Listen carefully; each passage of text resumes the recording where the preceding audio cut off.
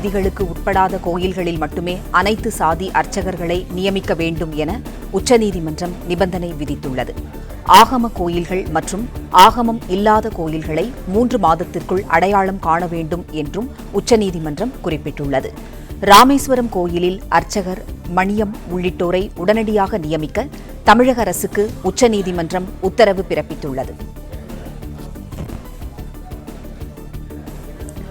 ஆகம விதிகளுக்கு உட்படாத கோயில்களில் மட்டுமே அனைத்து சாதி அர்ச்சகர்களை நியமிக்க வேண்டும் என உச்சநீதிமன்றம் உத்தரவு பிறப்பித்துள்ளது. ஆகம கோயில்கள் மற்றும் ஆகமம் இல்லாத கோயில்களை 3 மாதத்திற்குள் அடையாளம் காண வேண்டும் என்றும் உச்சநீதிமன்றம் குறிப்பிட்டுள்ளது. செய்தியாளர் ஆனந்த் இணைப்பில் இருக்கிறார். ஆனந்த், வணக்கம்.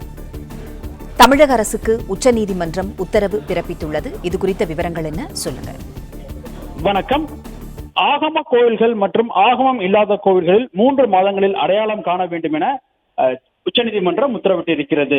மேலும் ராமேஸ்வரம் கோவில் அர்ச்சகர், மணியன் உள்ளிட்டோர் நியமிக்க தமிழக அரசிற்கும் உத்தரவிட்டிருக்கிறது.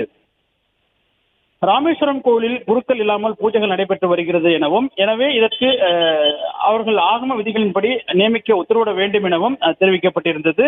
ஆகம விதிகளை பின்பற்றி கோவில்கள் மிக குறைந்த அளவில் உள்ளதால் அந்த கோவில்களில் நியமனங்கள் உடனடியாக நடத்த உத்தரவிட வேண்டும் எனவும் இந்த மனு தாக்கல் செய்யப்பட்டது. இந்த வழக்கு அனைத்தும் உச்சநீதிமன்றத்தில் நிலுவையில் வந்தது.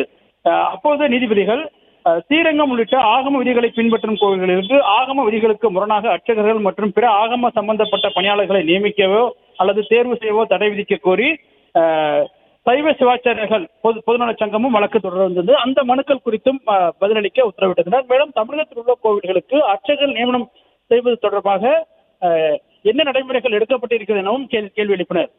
இந்த வழக்கு நீதிபதி எம் சுந்தரேஷ் தலைமையிலான அமர்வில் விசாரணைக்கு வந்த பொழுது 2500க்கும் மேற்பட்ட அர்ச்சகர்கள் பணியிடங்கள் தற்போது காலியாக உள்ளதாகவும் அதனை நிரப்பும் வகையில் உச்சநீதிமன்றம் ஏற்கனவே பிறப்பித்த உத்தரவுகளை தடை உத்தரவை நீக்க வேண்டும் எனவும் வாதிடப்பட்டது. அப்போது